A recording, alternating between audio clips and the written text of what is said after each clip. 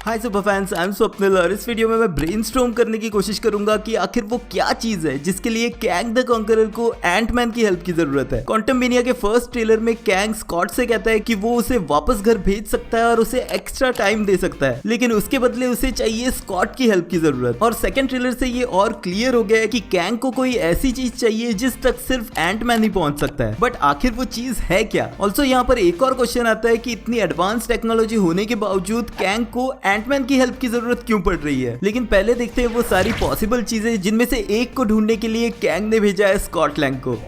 डेमोक्लिस base. Comics में Kang की time worship का नाम रहा है डेमोक्लिस बेस। एक स्वॉर्ड यानी कि तलवार की शेप की ये स्पेसशिप कैंग यूज करता था अपनी मैसिव स्कैरेब्स की रोबोटिक आर्मी के साथ ट्रैवल करने के लिए। ऑल्दो कॉमिक्स में अवेंजर्स के साथ बैटल के बाद ये स्पेसशिप शील्ड और फिर उसके बाद स्वॉर्ड ने टेक ओवर कर ली थी, जिसका यूज वो करते थे स्पेस हेडक्वार्टर्स के रूप में। अब हो सकता है कि मल्टीवर्स को कॉन्कर करने के लिए कैंग को इसी टाइम वॉरशिप की जरूरत है, या फिर हो सकता है कि इसी स्पेसशिप का कोई पार्ट मिसिंग है जिसके बिना ये टाइम वॉरशिप चल ही नहीं सकती। शायद कैंग ने इस स्पेसशिप की चाबी किसी क्वांटम नाले में गिरा दी है जहां से सिर्फ एंटमैन ही उसे वापस ला सकता है। बट जोक्स अबाउट डेमोक्लिस बेस का एक मेजर रोल हो सकता है इस मूवी में। अल्टीमेट नलिफायर। कॉमिक्स में यूनिवर्स के मोस्ट डेवास्टेटिंग वेपन के रूप में डिस्क्राइब अल्टीमेट नलिफायर एक ऐसा वेपन है जो अपने टारगेट को टोटली डिस्ट्रॉय कर सकता है, और ये नेचर और फिजिक्स के लॉस के अगेंस्ट जाके ऐसा करता है। लेकिन इस वेपन की इफेक्टिवनेस डिपेंड करती है इसे यूज करने वाले पे, यानी कि जितना अच्छा इसके यूजर का कंसंट्रेशन, नॉलेज और माइंडसेट होगा उतना ही ज्यादा इफेक्टिव होगा ये वेपन भी। यानी कि अल्टीमेट नलिफायर अगर कैंग के हाथ लग जाए तो वो अनगिनत टाइमलाइंस को बिगिनिंग से लेकर एंड तक टोटली नलिफाई कर सकता है। यानी कि मल्टीवर्स के जिस यूनिवर्स को उसे खत्म करना है वो चुटकियों में कर सकता है। इस वेपन की पावर का इस बात से अंदाजा लगाया जा सकता है कि कॉमिक्स में इसे यूज किया गया था गैलेक्टस को रोकने के लिए। जब गैलेक्टस अर्थ को डिस्ट्रॉय करने के लिए बढ़ रहा था तो फैंटास्टिक फोर के रीड रिचर्ड्स ने उस पे अल्टीमेट नलिफायर यूज करने की धमकी दी, जिसके बाद गैलेक्टस खुद ही मुड़ गया। तो ये भी हो सकता है उन डिवाइसेस में से एक जिसे ढूंढ रहा है स्कॉट लैंग क्वांटममेनिया में।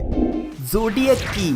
अब कॉमिक्स में ज़ोडिएक की बनी हुई है अननोन मटेरियल से, लेकिन इसे पकड़ने वाले के पास आ जाती है सायोनिक फोर्सेस, यानी कि माइंड कंट्रोल और टेलीपोर्ट होने की एबिलिटीज। लेकिन ऐसी एबिलिटीज का कैंग के लिए कोई फायदा नहीं है क्योंकि वो डिपेंड करता है टेक्नोलॉजी पे। बट यही आता है एक ट्विस्ट, क्योंकि ज़ोडिएक की को एक इन्फिनाइट एनर्जी सोर्स के रूप में यूज किया जा सकता है किसी भी मशीन को चलाने के लिए। मतलब कि बड़ी से बड़ी मशीनरी जैसे कि कैंग की वॉरशिप इस छोटी सी ज़ोडिएक की से चल सकती है। अब यहीं पर आता है एक और ट्विस्ट, क्योंकि ज़ोडिएक की अपने इंडिपेंडेंट थॉट्स रखती है, यानी कि कई बार ये इसके यूजर की कमांड्स को नहीं सुनेगी। तो हो सकता है कि इसी की को लाने के लिए कैंग यूज कर रहा है स्कॉट लैंग को, यानी स्कॉट को सिर्फ इस की को लाना ही नहीं होगा, उसे यूज भी करना पड़ेगा।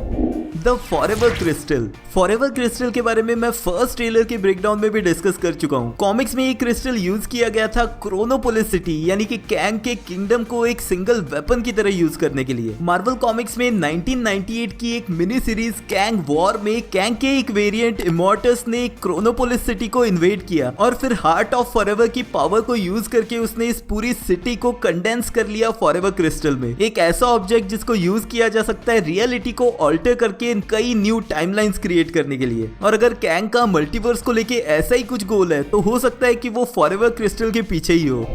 Light of the century sphere. 1963 के अवेंजर्स इश्यू 69 कॉमिक्स में कैंग ने रिवील की एक और खतरनाक पावर, जहां वो कई अवेंजर्स को एक साथ ट्रांसपोर्ट करके ले गया टाइम से 40th सेंचुरी में, और इसके लिए उसने यूज की light of the century sphere. इस स्फीयर की मदद से टाइम ट्रेवल किया जा सकता है लाइट स्पीड से भी फास्ट। और Ant Man and the Wasp Quantumania के ट्रेलर में कैंग इसी तरह के स्फीयर रिंग जैसे ऑब्जेक्ट को यूज करते हुए भी दिखता है। तो हो सकता है कि जिस चीज को हम ढूंढ रहे हैं वो हमारी आंखों के सामने फर्स्ट ट्रेलर में ही हमें दिखाई जा चुकी है। मे बी इसी स्फीयर को कहीं छुपा दिया गया है जिसके लिए कैंग को स्कॉट लैंग की मदद चाहिए। अब ये जो भी चीज है मोस्ट प्रोबेबली इस तक पहुंचने के लिए काफी ज्यादा श्रिंक होके छोटा होना पड़ेगा, और ये चीज इस बात की तरफ हिंट दे रही है कि उसे स्कॉट लैंग की नहीं बल्कि एंटमैन की जरूरत है। अब कैंग के बारे में एक फैक्ट जो हम सबको पता है वो ये है कि उसके पास बहुत ही एडवांस टेक्नोलॉजी है। तो क्या इतनी एडवांस टेक्नोलॉजी होने के बावजूद उसके पास एंटमैन के सूट को बनाने की पावर्स नहीं है, जो कि काफी अटपटी चीज है। यही रीजन है कि मुझे ये लग रहा है कि ये इतना सिंपल नहीं होने वाला। यानी कि कैंग को एंटमैन के सूट और उसकी टेक्नोलॉजी की जरूरत नहीं है, उसे जरूरत है स्कॉट लैंग के ब्रेन की भी।